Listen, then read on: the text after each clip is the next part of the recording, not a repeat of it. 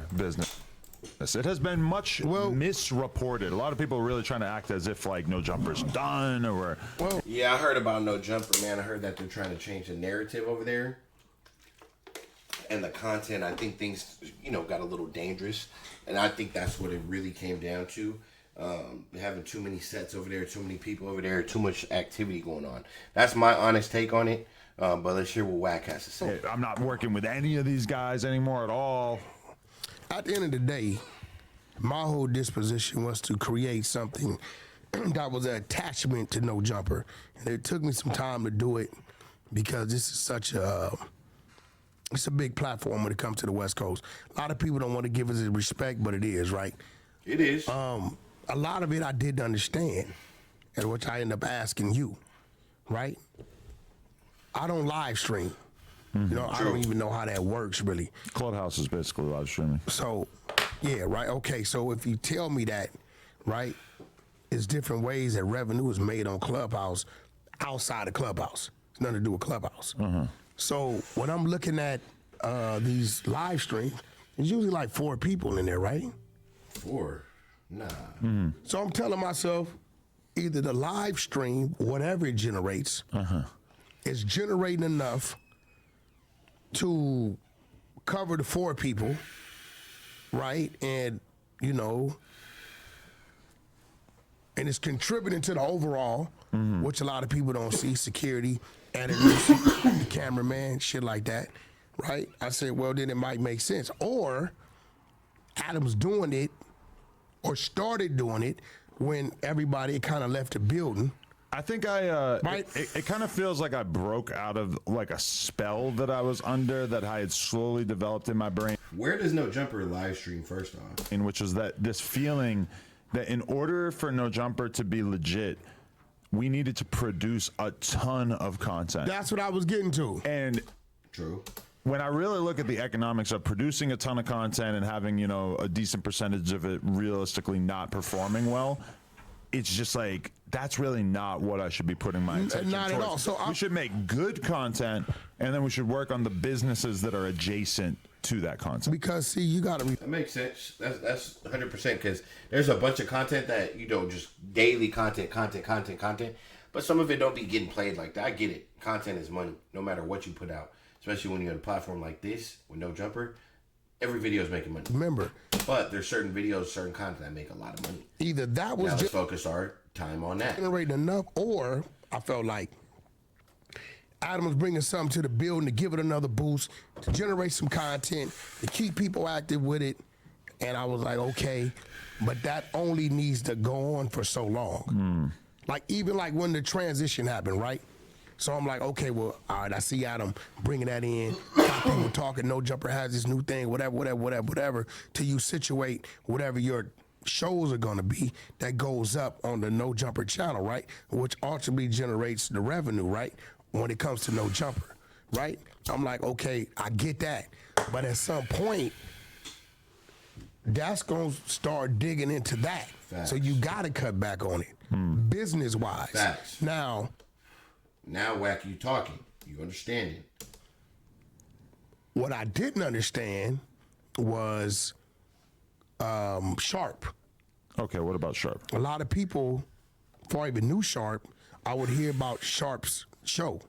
A lot of women, right? And what would you hear? No, he was like a... The Shark Tank. No, he was like Shark Tank. He was like a... Yeah, I heard about that, but I did just see Sharp I don't know if he created a new podcast or whatever, but I got to get into that too. Controversial dude. He was like the hood Kevin Samuels dude, right? A little bit. Sometimes he'll flip out on the women. Sometimes he'll be on their side. Then he give his little his pimponology and shit like that, right? A little bit. But I start seeing Sharp doing more of that, of the live stream, whatever those shows were. The news than his show. Okay. I mean, I think he's doing both, but why are these sandbags right here? I started seeing more of that, but then again, I said, okay, maybe Sharp's doing it for the exposure over there and tracking over there. Could be. When I heard you do it, first thing I thought was business. Right? It starts what time in the morning? What is that time the news start? I think it was supposed to be 10, and everybody would always be fucking late, and it would start like 10:30 or 11. So what time would your first this kind of show started. So then I would be coming in to do interviews, and usually I would be starting around 12. 12. Okay, so that's an extra 2 hours a day of security, right? And let's go 5-day week. That's 10 hours. Once I that's actually another 40 saw- hours of security. Once I actually saw the real Numbers. true cost that essentially we were imposing upon ourselves through doing the news, I just started to have like a different thought pattern in You got terms of 40 what hours of security. would make sense. You got extra 40 hours security. So this is the part that we're not seeing here. Editors. See, Adam's gonna break it down. See, this is the part that me and you and everybody watching right here don't look at and don't know. So before you get to conclusion, it's a business move. So let's listen in tightly right here. 40 hours of editors. People because who they are got, putting together the titles, the topics. all people this are is putting together the 40s. clips right as soon as it So happens. we got like at least 8 people, right? Well, I don't know about that. Well, I mean, the people who are actually on the show. Security, editors. The guy who's running the guy computer that's while running the you're doing computer. it. What about lights? Is a light guy? No. No, it's just like Okay. Then we got 4 dudes. Is it 2 shows or 1 show? the news. The news would be one show per day, Monday through Friday, and then we were doing nightly live podcasts on Monday, Tuesday, So it's Wednesday, safe to say- Thursday. We're still doing Tuesday. So it's safe to say we average another 8 dudes at another 10 hours a week at 40 hours, right? That's 320 hours of pay.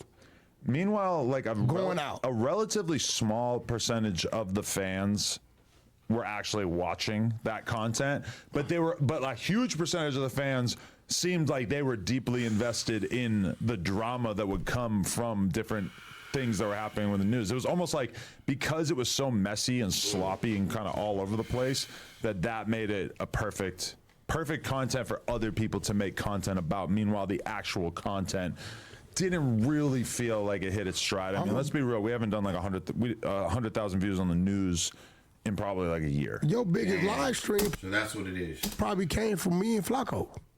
Well, that was on DW's show, and that It's a clip, live stream. But let's put that in perspective. That clip, I think, has maybe like 500,000 views right now, which is like, That was like 5 days ago.